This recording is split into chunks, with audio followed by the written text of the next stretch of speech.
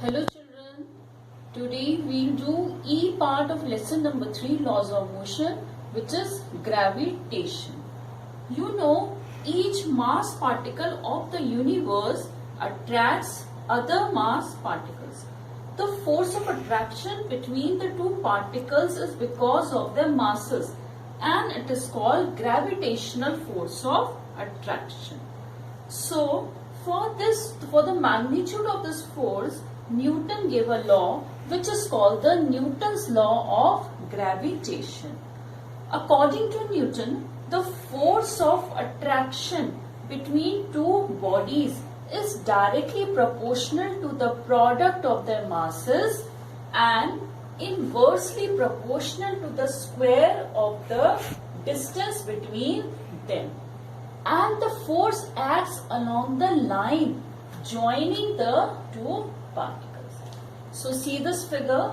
Let there be two bodies or masses m1 and m2. They are at a separation of r. The distance between them is r. So the magnitude of force between them is directly proportional to m1, m2 and inversely proportional to the square of the distance between them. That means inversely proportional to r square. So if we combine these two relations, force becomes directly proportional to m1, m2 upon r square. To remove the proportionality constant, we put the sign of equal and assign a constant to it. Here this constant G is called the gravitational constant. G is called gravitational constant because the value of G remains same at all places and it is independent of the nature of the particles, temperature, on the medium, etc. Therefore, it is a universal constant. Universal gravitational constant.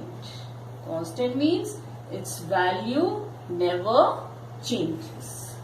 Now one more thing children, force is a vector quantity, we already know. Hence it is necessary to indicate its direction also.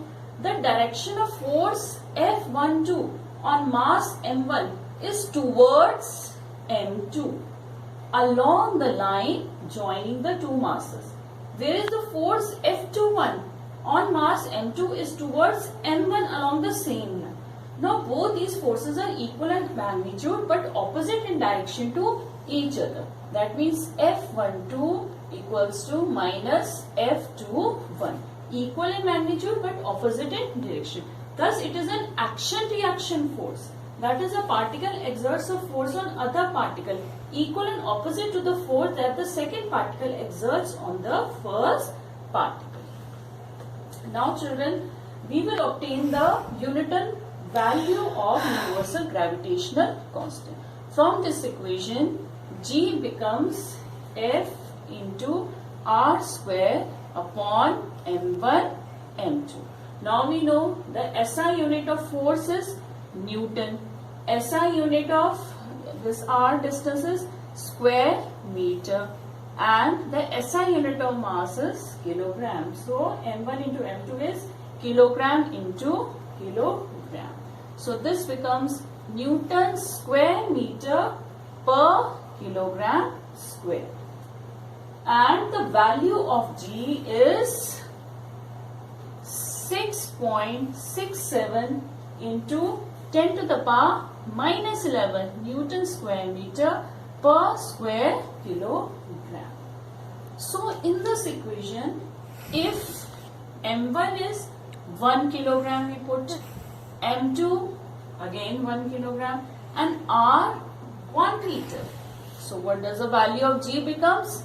F into 1 square upon 1 into 1. That means G equals to F. Thus now we can define gravitational constant. Gravitational constant G is numerically equal to the magnitude of force of attraction between the two masses, each of 1 kilogram, placed at a separation of 1 meter. Some examples to show the gravitational force of attraction between bodies. First example, suppose there is a body of mass 1 kilogram and another body of same mass 1 kilogram, and they are kept at a separation of 1 meter. Then the gravitational force of attraction between them will be calculated according to this formula. F equals to G m1 m2 upon r square. We know the value of G, 6.67 into 10 to the power minus 11 multiplied by 1 upon 1 square. So this comes out to be 6.67 into 10 to the power minus 11 Newton. Similarly, suppose the mass of moon is 7.36 into 10 to the power 22 kilogram. The mass of earth is 5.96 into 10 to the power 24 kilogram. And the separation between them, the distance of moon from the earth is 3.80 into 10 to the power 8 meter. So the force of attraction between them will be again calculated by this formula only, which comes out to be 2 into 10 to the power 20 Newton. Thus you see that the gravitational force of attraction is much significant between the heavenly bodies. It has some more value, but it is insignificant, very, very less value in case of ordinary bodies. Newton used this law to explain the motion of planets around the sun, the motion of moon around the earth, and the motion of a freely falling body. Thus, the gravitational force of attraction is always attractive, directly proportional to the product of the masses, inversely proportional to the square of the separation between them. That is, it obeys the inverse square law.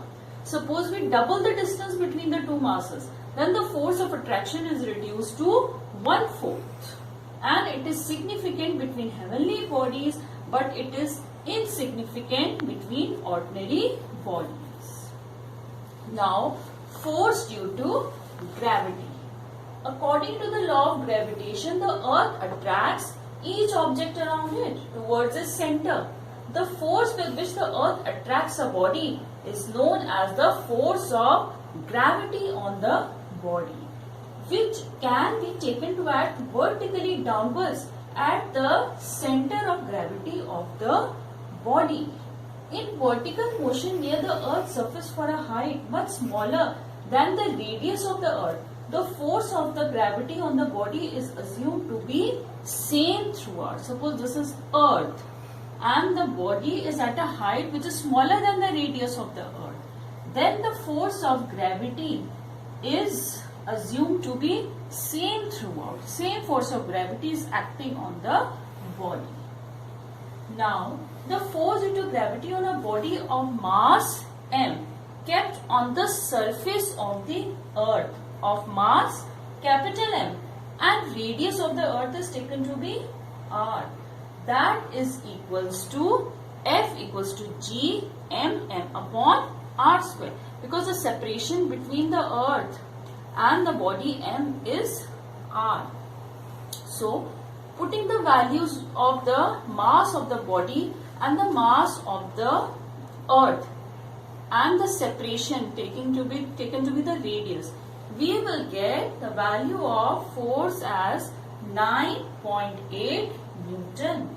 Thus, earth attracts a body of mass 1 kilogram by a force of 9.8 Newton towards its center.